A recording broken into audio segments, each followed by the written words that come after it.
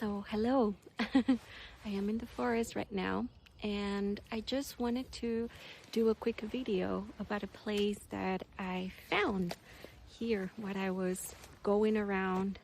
And I do believe that this is a magical, sacred place, and I wanted to show you guys why I think it is, and to explain a little bit how I came around to be here and why do I think it is a sacred space.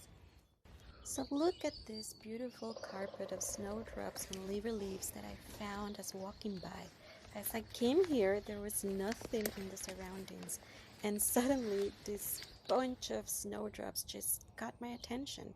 And this is the first fact of something unique and magical happening here.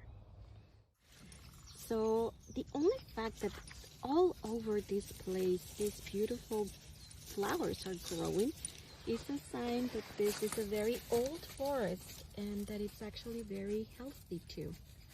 And I mean, the snowdrops are just going crazy all over here. They go all way up there and are surrounding this spot. And another thing that I wanted to talk to you guys about is the fact that here there is this place. So this is a prayer place, and our words have energy. They're able to create, and this, what we see here in the surroundings, are the energies of all these words spoken.